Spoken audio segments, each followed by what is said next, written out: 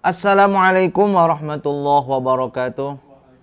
Alhamdulillahi wa kafa wa salatu wassalamu ala nabiyyina al-mustafa wa ala alihi wa ashabihi ala sidqi wal wafa amma ba'du. Rabbi syrah li sadri wa yassir li amri wahlul 'uqdatam min lisani yafqahu qawli. Raditu billahi rabba wa bil islami dina wa bi Muhammadin nabiyya wa rasula. Rabbi zidni ilma warzuqni fahma. Allahumma aj'al qawli wa khutbati khalisan mukhlisan lillah, sahihan fasihan balighan bainan nafi'an li wa liman sami'ahu birahmatika ya arhamar rahimin. Ridhoika Allah wa li syafa'ati Rasulillah sallallahu alaihi wasallam wa ala alihi wa ashabihi wa azwajihi wa dzurriyyati wa Allah taala. Khususan musannif hadzal kitab al-Imam An-Nawawi al-Syaikhul lahul Fatihah. A'udzu billahi minasyaitonir rajim. Bismillahirrahmanirrahim. Alhamdulillahi rabbil alamin. Arrahmanir rahim. Maliki yaumiddin. Iyyaka na'budu wa iyyaka nasta'in. Ihdinas siratal mustaqim. Siratal ladzina an'amta 'alaihim ghairil maghdubi 'alaihim waraddallin. Amin amin ya Allah ya rabbal alamin. Kaum muslimin rahimakumullah dimanapun Anda berada, jumpa kembali dalam kajian kitab At-Tibyan fi Adabi Hamalatil Quran. Mudah-mudahan kita semua senantiasa diberikan oleh Allah kesehatan, kekuatan yang bisa kita gunakan untuk terus memperdalam ilmu agama dan terus menghidupkan Al-Quran. Baik, pada kesempatan kali ini kami akan sedikit mencoba mengangkat satu tema, tanda-tanda orang yang mempelajari Al-Quran bukan karena Allah Subhanahu wa Ta'ala. Ketika kita melakukan satu amalan atau satu perbuatan atau ibadah, sudah selayaknya ibadah yang kita lakukan ini adalah karena Allah. Bukan karena ada maunya, bukan karena ada apa-apanya, apalagi karena ada calon mertua. Nah, itu ya. Tetapi kita lakukan semata-mata lillahi ta'ala, mengharapkan ridho dari Allah Subhanahu wa Ta'ala. Di dalam kitab ini ada sebuah pasal yang menjelaskan bagaimana tanda-tanda seseorang yang mempelajari Al-Quran bukan karena Allah, baik itu yang belajar maupun yang mengajarkan Al-Quran. Faslun ay hadha faslun wal yahdar kullal hadri min qasdihi at-takatsuru bi kathratil mustaghillina alaihi wal mukhtahlafina ilaihi. Berhati-hatilah atau waspadalah terhadap sesuatu atau terhadap seseorang yang tujuan mempelajari ilmu, mempelajari Al-Quran, mengajari Al-Quran, at-takatsur. Jadi ketika dia mempelajari Al-Quran, dia at-takatsur, artinya apa? Ketika dia belajar itu ya pengen ada banyakan, kalau gak ada banyakan gak mau. Kalau sendirian aja gak mau. Sendirian mah pengennya banyakan. Nah, awas. Kenapa emang kalau sendirian? Terus yang kedua, bagi orang yang mengajarkan Al-Quran, kalau muridnya sendiri gak mau. Pengennya ada 3, ada 5, ada 10 supaya masuk income-nya banyak. Ya, ini tidak boleh seperti itu. Maka di sini katakan harus waspada. Jadi kalau belajar sendirian gak mau, belajarnya pengennya rame-rame, bareng-bareng. Loh, emangnya kenapa? Justru ketika kita sendiri langsung face to face, langsung kepada gurunya, itu lebih memudahkan guru tersebut dan lebih fokus kepada Anda gitu ya. Nah, kepada guru Qur'annya, kalau memang ada satu ya sudah nggak apa-apa. Lebih baik satu orang yang kita terus didik, terus gecek, cek Sunda nama. Lebih baik. Sehingga kenapa dia ingin banyak? Sehingga dia itu, dan dia itu iri kalau ada orang yang belajar bukan sama dirinya. Jadi harus sama dia itu.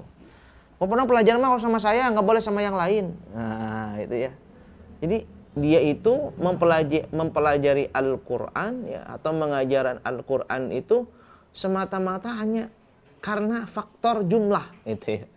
Jadi kalau belajarnya sendirian nggak enak pengennya rame-rame.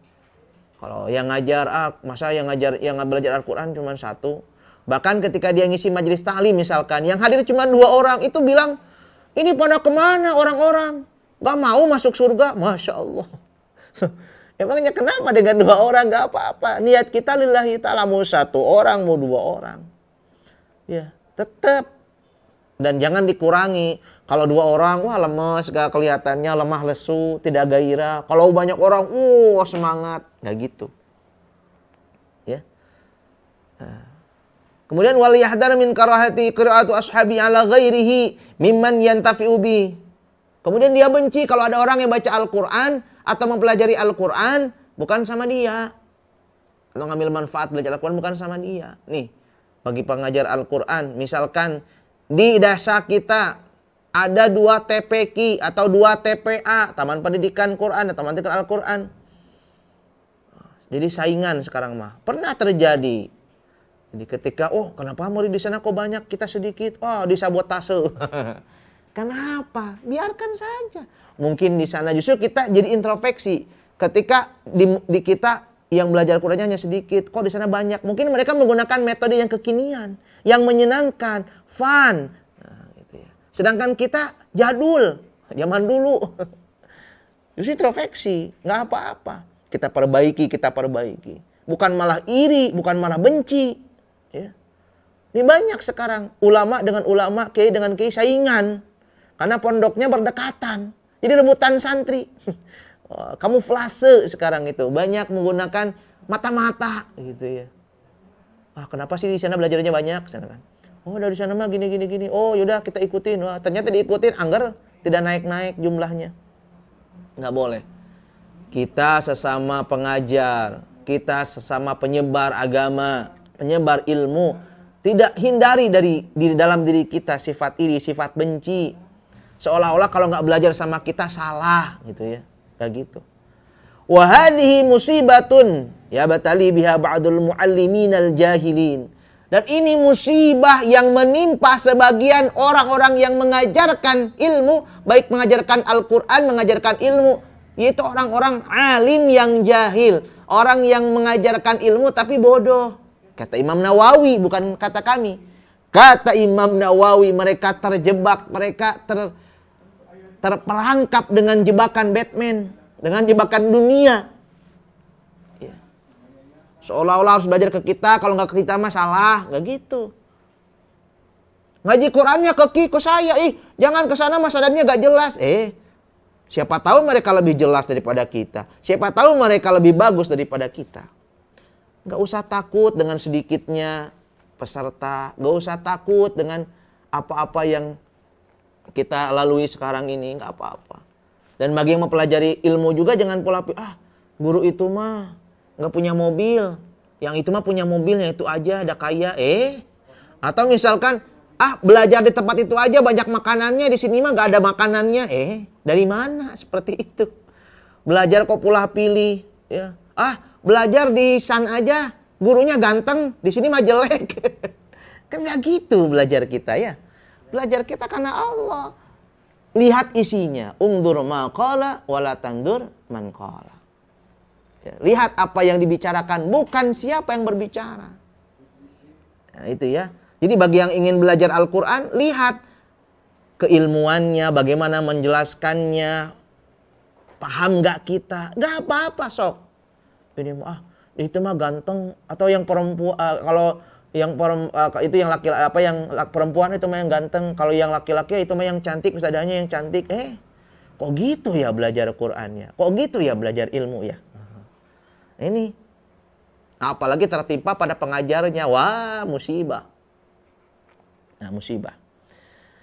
Bahkan wahiyya dalalatun bayyanahu min sahibiha ala sawa'in niyatu wa fasadun tawidu. Bahkan ini menunjukkan bahwa sudah ada jelas buruknya niat dan rusaknya tujuannya. Jadi tujuan mengajarnya, niat mengajarnya sudah rusak. Sudah bukan karena Allah, tapi karena ada apanya gitu ya. Kalau kita lihat ulama-ulama dulu itu Masya Allah. Ya, kita lihat ulama-ulama dulu yang ketika mengajar bukan karena muridnya 1-2, tapi ya karena memang yang benar-benar mau belajar. Nggak apa-apa 1-2 juga. Yang penting ilmu kita tersampaikan dan ilmu kita menjadi berkah. Itu.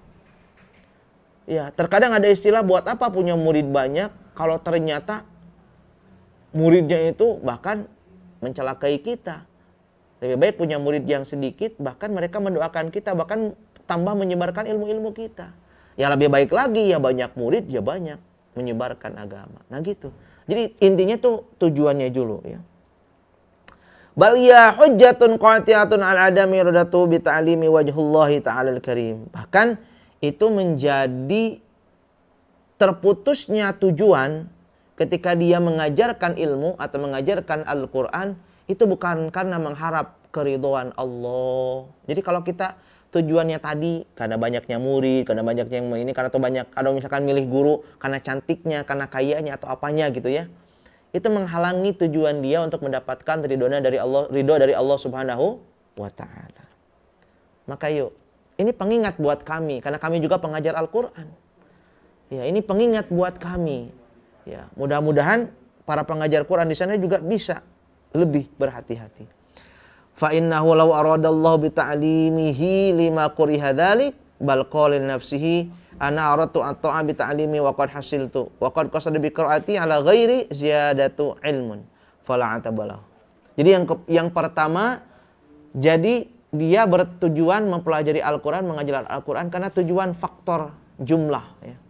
Tuh, faktor sesuatu. Fisik atau apa itu. Ya, tapi di sini ketika ada seorang guru ya yang mengajarkan Al-Quran melihat jumlahnya. Kalau jumlahnya cuma satu gak mau ngajar. Nah itu rusak. Yang kedua yaitu dia mengajarkan ilmunya, mengajarkan Qurannya tapi tidak dipraktekkan dalam kehidupannya. Na'udzubillah summa na'udzubillah. Tahu dalam Al-Quran bahwasannya misalkan ya ayyuhalladzina amanu idza nudiya lis-sholati min yaumil jum'ah fas'au ila dzikrillah. Ya. Ketika hai orang-orang yang beriman ketika dipanggil pada Jumat maka fas'au ila dzikrillah, bersegeralah mengingat Allah. Nah, gitu ya. Nah, ini pengingat. Ya. Banyak juga ayat-ayat yang lain bahwa ya ayyuhalladzina amanu la yaskhar qaumun min qaumin asa yakunu khairum minhum. Hai orang-orang yang beriman, janganlah kalian saling mengolok-olok ya dari kaum satu dengan kaum yang lainnya. Nah, ini sukanya mengolok-olok. Si itu mah pendeknya cenah ge geus mah pendek. Tidak ganteng, hidup deui. Aduh, ini enggak boleh ya. Bahkan menyebut lakob. Nah, ini kan sudah jelas itu. Jadi ketika dia tanda-tanda mengajarkan ilmu atau mengajarkan Al-Quran atau mempelajari Al-Quran bukan karena Allah, ya tadi tidak mengamalkan apa yang dipelajarinya. Kita bertahap, kita step by step. Ya, lebih baik kita mempelajari Al-Quran lalu kita mempraktekannya. Walaupun hanya sedikit demi sedikit, yang penting kita mencoba. Dan jangan merasa jumawa dengan pangkat atau sebutan ustadz, kiai, ulama, al-alim, al-alama, al-syekh misalkan. Banyak orang yang tertipu dengan sebutan tersebut sehingga sombong, merasa dirinya lebih baik, merasa dirinya lebih hebat. Padahal kata Allah, innallaha la yuhibbul mutakabbirin. Allah tidak mencintai orang-orang yang takabur. Lalu kenapa Anda takabur? Nah, gitu ya. Ini pengingat bagi diri kita. Wa qad rawaina fi musnadil Imam al-Mujamma' ala hifdhihi wa imamati Abi Muhammad ad-Darimi. Diriwayatkan kepada kami dalam musnad Imam yang terkumpul dalam hafalannya yaitu Abi Muhammad ad-Darimi dari Ali bin Abi Thalib.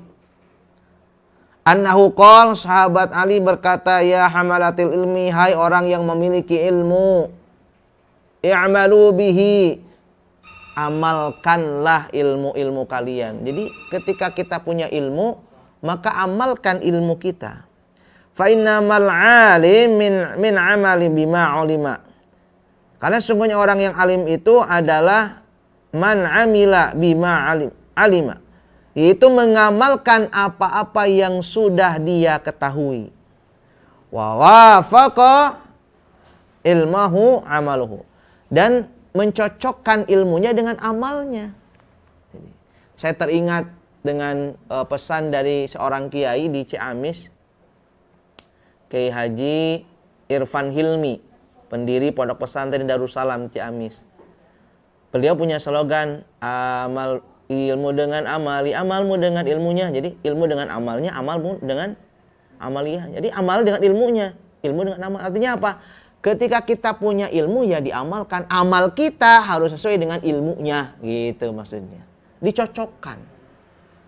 Maka kita juga ketika mengajarkan Al-Quran, Masya Allah, harusnya ya Allah, astagfirullahaladzim, astagfirullahaladzim. Mengajarkan Al-Quran ini luar biasa berat. Mengajarkan ilmu itu berat.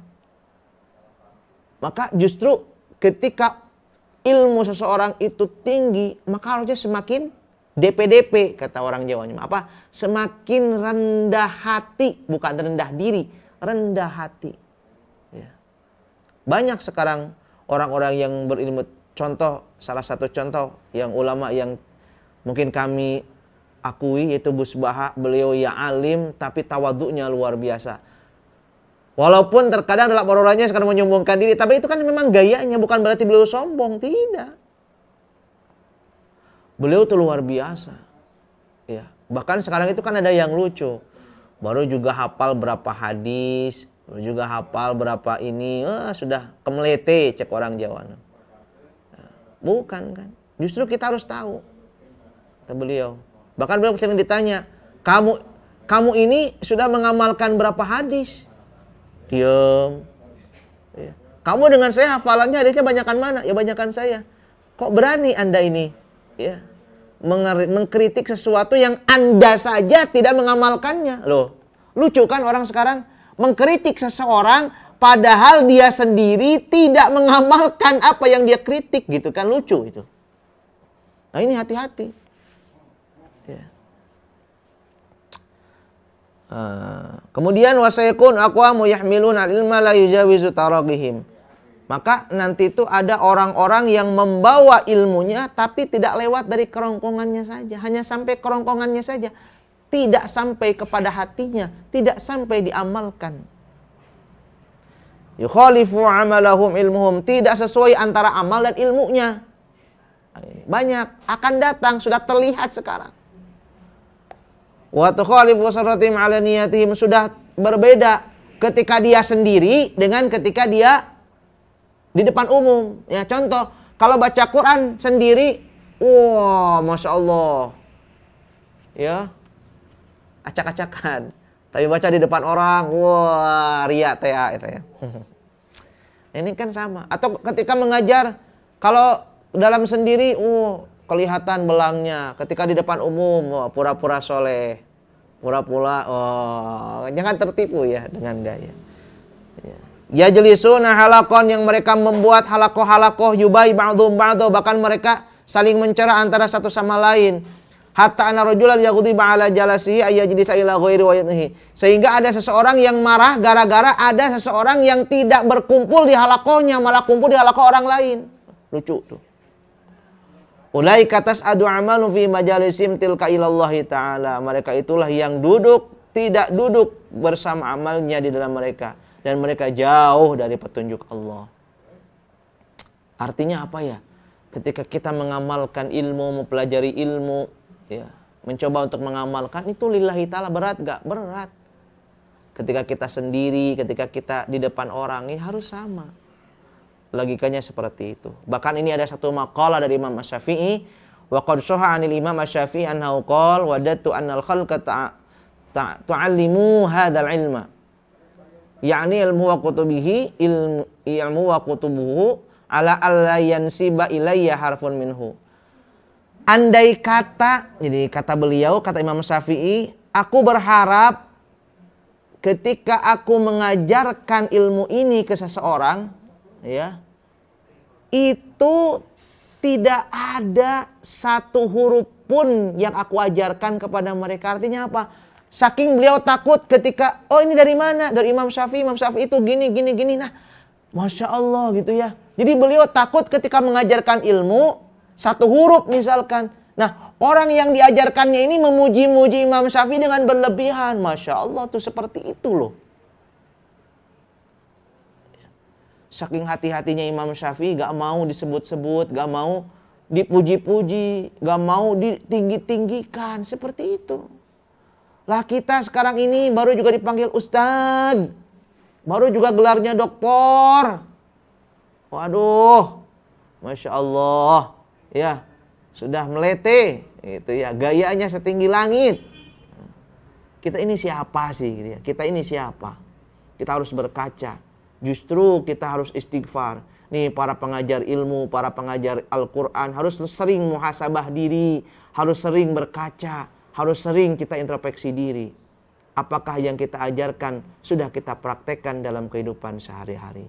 Mudah-mudahan dengan penjelasan yang singkat ini menambah semangat kita untuk terus mempelajari lalu mengamalkan dan terus introspeksi kepada diri kita.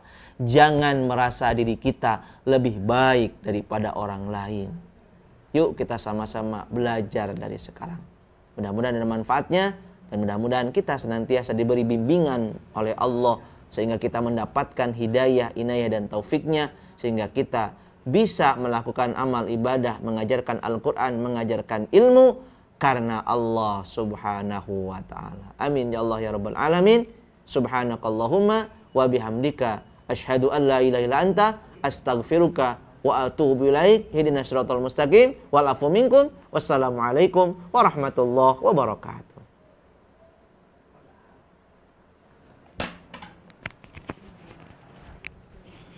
Sudah ya.